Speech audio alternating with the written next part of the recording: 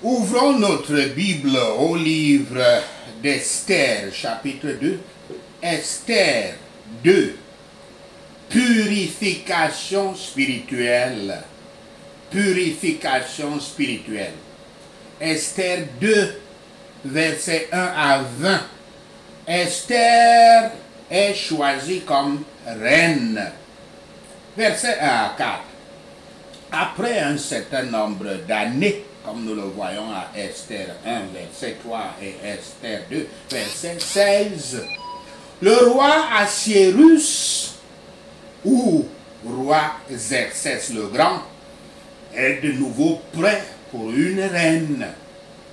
Et s'il n'avait pas passé une interdiction officielle contre Vashti, peut-être qu'il l'aurait cédé et l'aurait ramenée, l'aurait reprise. Mais au lieu de cela, ses conseillers recommandent une recherche nationale des jeunes vierges parmi lesquelles le roi peut choisir sa prochaine reine. Sans surprise, Assuérus accepte volontiers leur suggestion. Versets 5 à 8. Mardochée était l'un des Juifs vivant à Suse, appelé aussi Shushan. Il élevait sa cousine Esther, appelée en langue hébreuse Hadassah, comme sa fille, parce que ses parents étaient morts. Le nom de son père, le nom du père d'Esther, le nom du père d'Hadassah, était Abihail, l'oncle de Mordecai. Elle avait un beau visage et elle fut choisie pour être parmi celles qui étaient en compétition pour la couronne de la reine. Verset 6. Les actions et la direction de Yahweh sont évidentes tout au long de l'histoire d'Esther, même si le nom de Dieu n'est jamais mentionné dans ce livre. Cependant, certains soutiennent que le livre d'Esther reflète encore plus de lutte des exilés juifs qui étaient devenus trop attachés à la terre de leur captivité et avaient ainsi déshonoré Yahweh en ne revenant pas dans leur patrie quand ils le pouvaient. De ce point de vue, le soin providentiel de Yahweh pour les Juifs en Perse fut accompli, non pas par leur fidélité, mais malgré leur infidélité. Versets 5 à 7. Esther avait été élevée comme une captive dans un pays étranger où elle n'avait ni statut social, ni pouvoir. Pourtant, elle deviendra la reine de l'un des plus grands empires du monde, s'étendant des frontières de l'Inde jusqu'aux frontières de Couche en Afrique subsaharienne, de la Grèce au Caucase jusqu'en Scythie. En dehors de toute autre chose, son histoire semble démontrer comment Yahweh crée et place la bonne personne au bon endroit, au bon moment. Ceux qui permettent volontairement à Yahweh de les utiliser là où ils sont peuvent être surpris de ce qui peut être accompli. Versets 8 à 14. Le roi perse avait peu d'interactions régulières avec son harem de femmes en tant que groupe. Pour assurer la convenance, les femmes associées au roi étaient soignées par les eunuques, hommes castrés. Les eunuques étaient des hommes castrés. Un eunuque égaye est désigné pour préparer les candidates à leur entrevue avec le roi.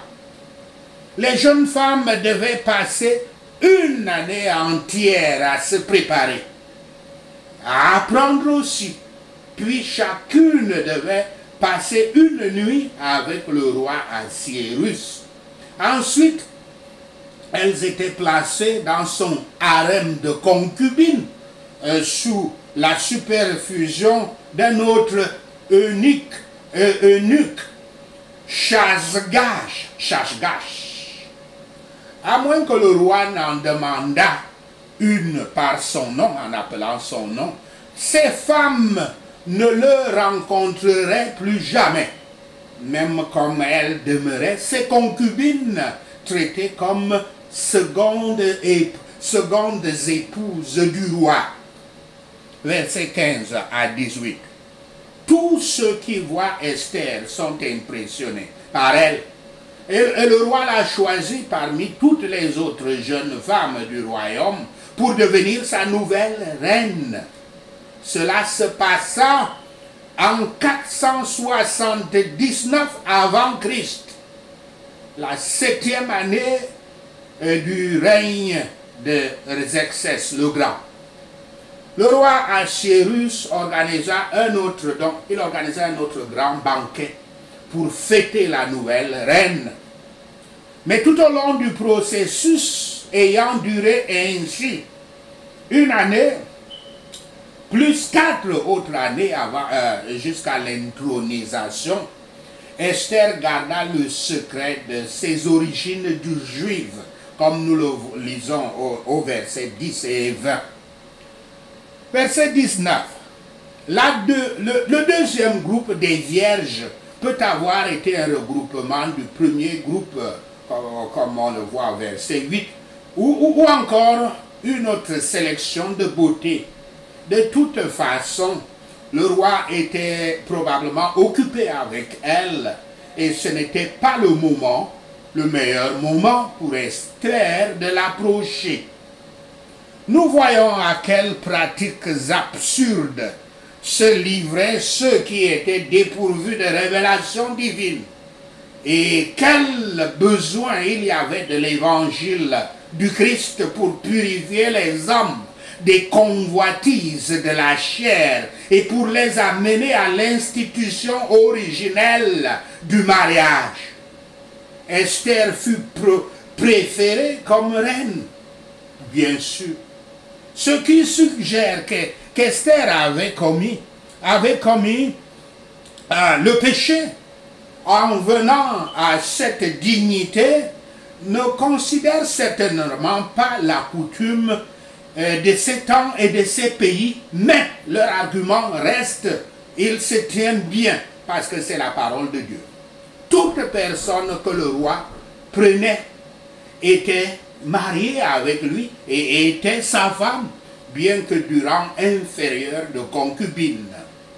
Un bon argument demeure cependant que le Père Yahweh avait interdit à son peuple élu de se marier avec les païens, les idolâtres, les nations.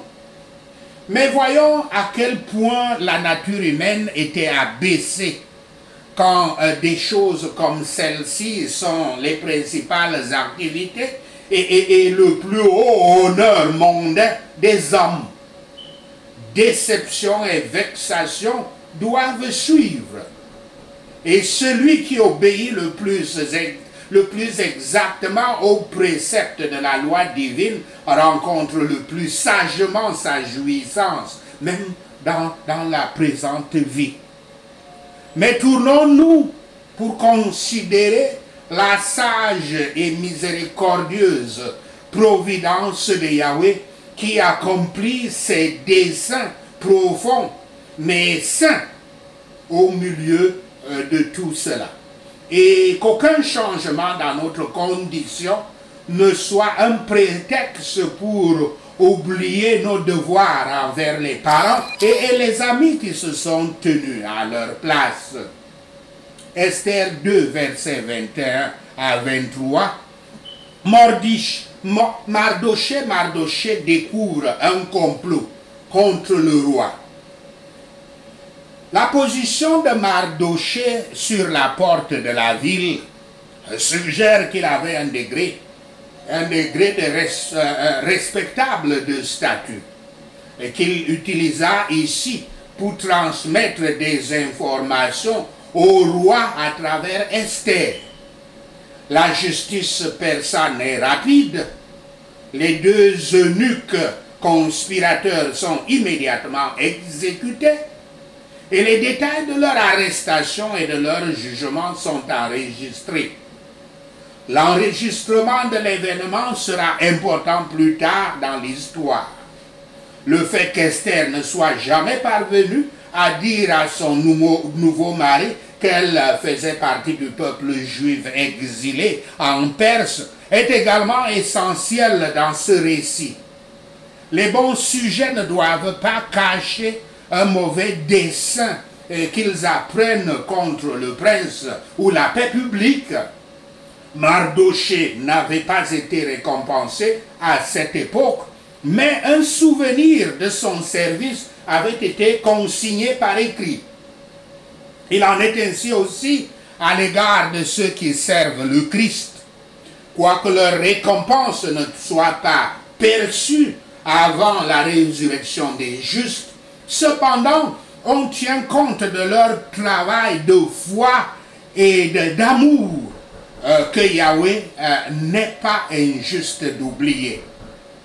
Le serviteur de Yahweh doit être fidèle à toute confiance et doit veiller sur ceux qu'il emploie. S'il semble être négligé maintenant, on se souviendra de lui plus tard. Aucune de nos actions ne peut être oubliée. Même nos pensées les plus secrètes sont écrites dans les registres durables, comme cela est dit dans Apocalypse 20, verset 12. Sachez ceci, et le Seigneur Yahweh vous bénira. Passons au point de prière, à la section des points de prière. La venue du roi Assuérus ou Xerxès le Grand avait été annoncée par révélation divine par le prophète Daniel. Nous supposons donc que le roi Xerxès était prédestiné à jouer un rôle majeur dans la libération et le retour des exilés juifs. Il devait aussi nous laisser la grande histoire de la reine Esther, divinement nommée. Le roi Xerxès joue symboliquement le rôle du souverain Yahweh dans cette histoire et Esther le rôle de l'élu. Serez-vous l'élu de Dieu? Serez-vous l'élu du roi des rois, le fils d'Elam, le leader de la nouvelle Jérusalem? Allez-vous être la nouvelle reine du roi? Serez-vous assez purifié pour mériter la couronne de la reine? Je cite cette écriture pour vous. Ne savez-vous pas que celui qui s'attache à la prostituée est un seul corps avec elle? Car est-il dit, les deux deviendront une seule chair. Mais celui qui s'attache au Seigneur est avec lui un seul esprit. Fin de citation. Citation de 1 Corinthiens 6, versets 16 à 17. Vous nouez un lien d'âme pieux avec le Christ quand vous lui donnez votre vie, similaire au lien d'âme qui relie deux conjoints. Une autre citation. Qui connaît ses égarements? Pardonne-moi ce que j'ignore. Fin de citation. Citation de Somme 19, verset 13. La souillure qui doit être nettoyée de votre âme est ce que cette écriture appelle vos égarements, vos péchés, vos transgressions des commandements, des lois, des décrets et des règlements de Yahweh. La loi, les statuts et la crainte de Yahweh sont l'hysope. L'hysope, cette matière qui servait à laver. Ce sont l'hysope spirituel mentionné dans le psaume 19, verset 7 à 9. Car le roi David après avoir été confronté par le prophète Nathan à propos de ses péchés sexuels et meurtres, des péchés sexuels et le péché de meurtre, dans 2 Samuel 12, versets 1 à 14, avait prié comme ceci, je cite, « Purifie-moi avec l'hysope, et je serai pur. Lave-moi, et je serai plus blanc que la neige. » Fin de citation. Citation de Psaume 51, verset 9. L'hysope d'aujourd'hui est le sang du Christ qui vous purifiera de façon permanente. Seulement si vous suivez Yahshua avec une ferme détermination dans votre cœur d'être à sa ressemblance, de nouer un lien d'âme, ou faut-il le dire, un lien d'esprit avec lui, le Christ Yahshua. Prions pour la purification. Père Yahweh, ta loi est parfaite. Rafraîchis mon âme avec elle, au nom de Yahshua le Messie. Seigneur Yahweh, tes statuts sont dignes de confiance. Rends mon simple esprit sage par eux, au nom de Yahshua le Messie. Père Yahweh, tes préceptes sont justes. Donne de la joie à mon cœur par eux, au nom de Yahshua le Messie. Père Yahweh, tes commandements sont radiants. Illumine mes yeux par eux, au nom de Yahshua le Messie. Père Yahweh, la crainte de toi est pure. Fais qu'elle dure en moi pour toujours, au nom de Yahshua le Messie. El Shaddai, Yahweh, tes décrets sont fermes. Tous sont justes. Entoure-moi d'eux, au nom de Yahshua le Messie. Ils sont plus que l'or. L'or pur, précieux. Couvre-moi avec eux, au nom de Yahshua le Messie. Ils sont plus doux que le miel. Nourris-moi avec eux, au nom de Yahshua le Messie. Pour eux, ton serviteur est averti. Fais de moi ton système d'avertissement avec eux, au nom de Yahshua le Messie. En les gardant, il y a une grande récompense. Je ferai que mon nom devienne une grande récompense, au nom de Yahshua le Messie. Même quand je ne peux pas discerner mes propres erreurs, je crois qu'ils vont nettoyer mes fautes cachées, au nom de Yahshua le Messie. Père Yahweh, garde-moi aussi des péchés volontaires, qu'ils ne me gouvernent pas, au nom de Yahshua le Messie. Je m'engage à rester irréprochable, innocent de toute grande transgression, au nom de Yahshua le Messie. Éternel Yahweh, mon rocher et mon rédempteur, que ces paroles de ma bouche et cette méditation de mon cœur soient agréables à tes yeux, au nom de Yahshua le Messie. Père Yahweh, purifie-moi avec l'hysope et je serai pur. Lave-moi et je serai plus blanc que la neige, au nom de Yahshua le Messie. Aie pitié de moi, Yahweh, selon ton amour indéfectible, au nom de Yahshua le Messie. Selon ta grande compassion, Adonai Yahweh, efface mes transgressions, au nom de Yahshua le Messie. Seigneur Yahweh, lave toute mon iniquité.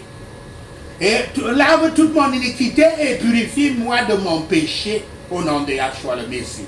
Car je connais mes transgressions. Et mon péché est toujours devant moi, au nom de Yahshua le Messie. Contre toi, Père unique Yahweh, j'ai péché et j'ai fait tout ce qui est mal à tes yeux, au nom de Yahshua le Messie. Contre toi, toi uniquement, Père Yahweh, j'ai péché et j'ai fait ce qui est mal à tes yeux, au nom de Yahshua le Messie. Père Yahweh, tu as raison dans ton verdict et justifié quand tu juges. Sois seulement miséricordieux et donne-moi une autre occasion de redresser ma situation, au nom de Yahshua le Messie. Sûrement j'étais pécheur à la naissance, pécheur à partir du moment où ma mère m'a conçu, au nom de Yahshua le Messie. Pourtant, tu as désiré la fidélité même dans le sein de la mère. Tu m'as enseigné la sagesse dans ce lieu secret au nom de Yahshua le Messie. Père aimant, fais-moi entendre la joie et la gaieté. Fais que mes os brisés se réjouissent au nom de Yahshua le Messie. Père céleste, cache ton visage de mes péchés et efface toute mon iniquité au nom de Yahshua le Messie. Crée en moi un cœur pur, Yahweh, et renouvelle en moi un esprit inébranlable au nom de Yahshua le Messie. Al-Shaddai Yahweh, ne me rejette pas loin de ta présence et ne m'ôte pas ton Esprit Saint au nom de Yahshua le Messie. Restaure en moi la joie de ton salut et accorde-moi un esprit de volonté pour me soutenir au nom de Yahshua le Messie. Ensuite, j'enseignerai tes voies aux transgresseurs afin que les pécheurs reviennent à toi au nom de Yahshua le Messie. Père aimant, délivre-moi de la culpabilité. À ce niveau, dites votre propre péché ici, ou bien vos propres péchés. Prenez le temps pour prier cette partie. Moi, je prierai pour le péché du moi, le Dieu du moi. Père aimant, délivre-moi de ma culpabilité du Dieu du moi, de l'idolâtrie du moi, au nom de Yahshua le Messie. Père Yahweh, toi qui es Dieu mon sauveur, ma langue chantera ta justice au nom de Yahshua le Messie. Ouvre mes lèvres, Yahweh, et ma bouche annoncera ta louange au nom de Yahshua le Messie. Père céleste, tu ne te plais pas dans le sacrifice, sinon je t'en apporterai. Tu ne prends pas plaisir aux holocaustes. Mon sacrifice pour toi est mon âme brisée au nom de Yahshua le Messie. Je suis déterminé à rendre mon cœur brisé et contrit, afin que tu ne puisses plus le mépriser au nom de Yahshua le Messie. Qu'il te plaise, Père aimant Yahweh, de prospérer, de faire prospérer ma Sion et de bâtir les murs de mon Jérusalem au nom de Yahshua le Messie. Sang du Christ, rends la purification de mon âme parfaite et permanente au nom de Yahshua le Messie. Esprit Saint, monte ta garde autour de mon esprit et de mon âme pour les clôturer de façon permanente contre le péché et l'iniquité au nom de Yahshua le Messie. Esprit Saint, brise en moi toute source de péché et moule-moi à l'image du Christ. Merci Seigneur, au nom de Yahshua le Messie nous prions. Merci Seigneur pour ta parole de sagesse, pour ta parole de direction, ta parole d'enseignement, ta parole d'illumination, ta parole de croissance spirituelle, d'élévation spirituelle, de renforcement spirituel. Merci Seigneur d'avoir entendu nos confessions, d'avoir entendu nos prières de repentance et après avoir entendu, d'avoir enlevé de nous le manteau du péché et de l'iniquité et de nous avoir habillés du manteau qui est plus blanc que la neige, le manteau de ton propre esprit. Merci Seigneur d'avoir entendu nos prières. Merci Père pour tes réponses à nos prières. Seigneur, nous te rendons gloire, nous te louons, nous t'adorons, nous bénissons ton Saint-Nom. Au nom de Yahshua le Messie, nous prions. Amen.